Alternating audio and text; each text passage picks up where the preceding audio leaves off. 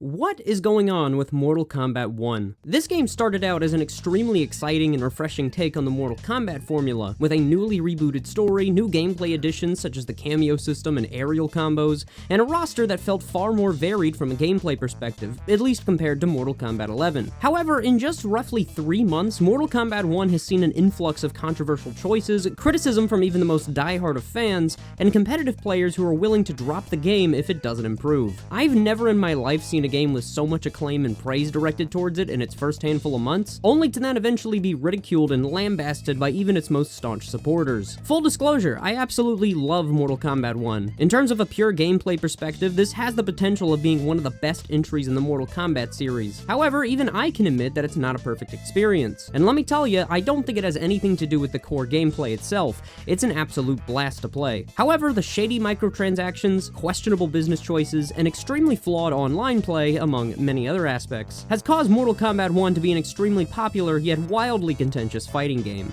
Let's talk about it. Will we square off in the next tournament? Let's hope we both live that long.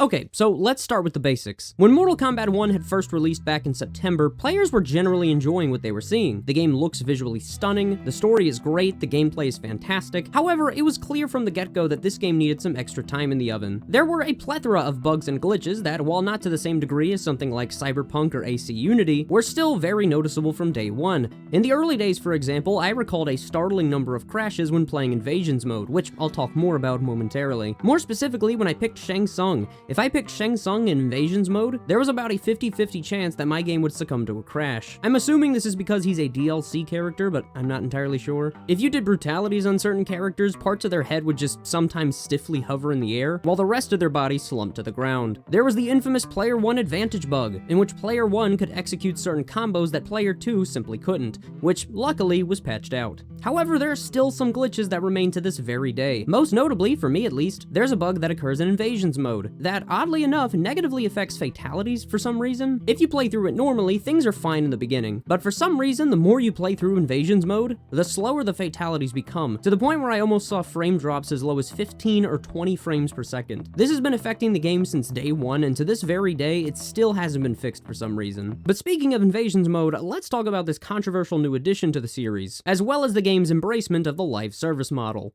Kind of. Invasions mode was proudly touted as a brand new engaging addition to the Mortal Kombat series, replacing the likes of something like the Crypt. In essence, it's a board game-esque mode that sees you traveling around a board and winning fights, culminating with winning prizes such as costumes and other goodies in the process. I could go into a deep dive behind this mode if I really wanted to, but it would simply take up too much of the video's runtime. The big twist with Invasions mode is that the board changes every season, with a new storyline, a new batch of costumes to unlock, and so on and so forth. Currently, we're in Season 3, but even as far back as the very first season of Invasions mode, players were, at a very rapid pace, becoming extremely burnt out on this mode. As someone who enjoys Invasions mode, even I can admit that it becomes very repetitive very quickly. However, in the early days of Mortal Kombat 1, it was seen as the premier method of leveling up your characters. All you had to do was equip a certain relic, and then take on a 3-man fight, finishing the battle with either a fatality or a brutality, and you would gain exorbitant amounts of XP. However, when Season 2 rolled around, the XP relic was stripped away from all players, and the quantity of XP that you earned was made significantly less impactful. This wouldn't be an issue if it wasn't for the fact that leveling up your character granted you things like different costumes, gear pieces, fatalities, and brutalities, which, don't get me wrong, is a much better alternative to what Mortal Kombat 11 did with Towers of Time, but good lord, the game became an absolute grindfest in the process. And I know what you're thinking, well, can't I just unlock the fatalities by inputting them after completing a match? Well, if you input the fatality, it'll work as intended, but you don't actually unlock the fatality on your character's move list. In previous games, all you had to do was play a match, input the character's secret fatality, and after doing so, you'd be rewarded with the fatality. But not this time around. You have to play the game and grind out your XP in order to actually unlock it on your move list. But it's not just that. Remember when you'd actually unlock an alternate costume when beating an arcade ladder? Or in more recent years, such as in Injustice 2 and Mortal Kombat 11,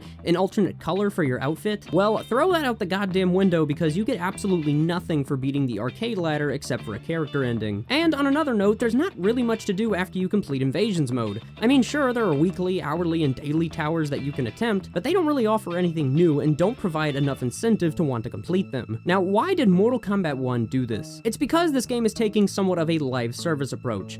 Emphasis on the somewhat. I say that because Mortal Kombat 1 is a complete game, but there are certain aspects of the game that embrace a live service approach. What do I mean by this? Well, look no further than the premium store. Remember the days of being able to unlock numerous outfits for your character, or hell, getting the option to buy DLC that grants the player more costumes? Well, you can still unlock costumes for your characters through Invasions mode, leveling up your character, and using earnable coins to unlock costumes, but the costumes you really want are going to be in the premium store. We're talking MK Deadly Alliance Scorpion, Hannibal Lecter Melina, Krampus Shao Kahn, the list goes on. Instead of DLC that allows you to get these costumes, or, hear me out, the option to unlock these costumes, you're instead practically forced into using premium currency to unlock these. You can unlock the premium currency through gameplay, but you get so little that you're practically obligated into forking up cash in order to unlock these things. However, you gotta buy them soon because they go in rotation, meaning that one day you might see a costume you like, you grind the currency, come back a week later, and it's gone. Who knows when it's gonna be back? Welcome to hell, motherfucker!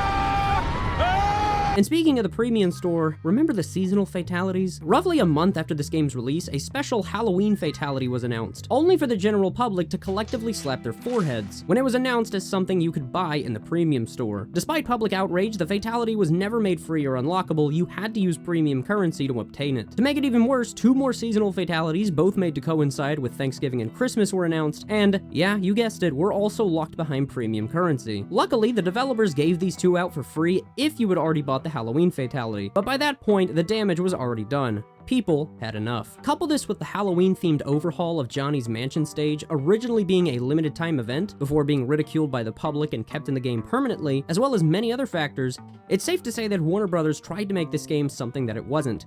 A live service game. That's what I mean when I say it's taking somewhat of a live service approach. It's a complete game, sure, but when it comes to certain aspects of it, it almost feels like it's trying to achieve a live service approach. And of course, let's not forget about the extremely flawed online mode. In a more recent update, the game had a major issue with desyncing from online battles, only for the developers to proudly tout that the next update would fix said issues, only for the desyncs to come running right back. Granted, the developers did fix this, I want to say about a couple of weeks ago, I believe, but it's issues like this that make me understand why plenty of people are frustrated with this game. And not just that, but in terms of overall content, at least compared to the previous games, it's admittedly lacking a little bit. Remember the numerous modes like Test Your Luck, Cart Combat, Chess Combat, or hell, even Conquest Mode? Well, sadly, this game doesn't have any of that. You have the Story Mode, the Arcade Towers, Single Fights, Practice Modes, a Tutorial, and Invasions Mode, and that's about it. No carefully crafted challenge towers like MK9, no Crypt, nothing. Or what about Mortal Kombat 11, a game that allowed you to customize your character to your heart's content,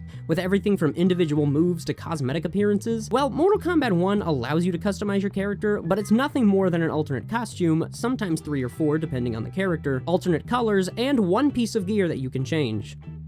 1. The customization is neat, don't get me wrong, but compare it to something like Tekken 8, or hell, any of the previous 2 NetherRealm titles, Mortal Kombat 11 and Injustice 2, and you can see that the customization was stripped back by a fair margin. However, I don't think this is NetherRealm's fault. You can clearly see that these guys put a ton of love and effort into the conception of this game. Ed Boon is a fantastic game director and knows exactly how to hype up a release for a NetherRealm Studios project. I think Warner Brothers might be to blame here, and given their recent emphasis on prioritizing live service titles, it's not exactly difficult to see why this is the case. And of course, right when things couldn't get any worse for this game, there have been an influx of videos of people stating that the game is dead, or on the verge of dying. Sonic Fox has been quoted as dropping the game if things don't improve. Numerous competitive players have been putting in their own 2 cents on whether the game is dying or not. Don't even get me started on the Reddit page for this thing. I've never seen more negativity in my life than I have reading that page. What do I think? No. Mortal Kombat 1 isn't dying. Within just 2 months of the game's release, it's already sold roughly 3 million copies, which is extremely impressive for any fighting game. It still gets consistent online play that thankfully has been fixed up a bit, even if cross-platform play hasn't been in the game yet. And so far, we've received 2 new characters and 2 new cameo characters, with 4 new fighters and 3 new cameo characters on the way. Now, don't get it twisted, I think Mortal Kombat 1 could be in a better state right now, but I don't think it's on the precipice of dying anytime soon. However, I would recommend some tweaks or changes. Maybe some more modes like Test Your Luck, or even something as simple as a collection of minigames. Maybe some more costumes, but simultaneously better methods of unlocking said costumes. Like maybe after completing the daily or weekly towers, as certain characters you can unlock costumes and gear pieces for them. Maybe even some tweaks to the cameo system to make the recharge rates faster to further incentivize the use of cameos. I'm not entirely sure. However, it should be made clear that there are plans to add a DLC story campaign as well as a, quote, big surprise teased by Ed Boon. What that surprise is, nobody nobody knows. It could be another combat pack with more characters, it could be a creative fighter mode, it really could be anything, but only time and a fair bit of patience will tell. But what do you think? Do you think Mortal Kombat 1 is dying? Do you think it could be improved? Let me know in the comments. I hope you've enjoyed this fairly new format of video. I'm considering doing this alongside my standard game lists in order to give you guys more content without sacrificing the quality of my main videos. Let me know what you guys think.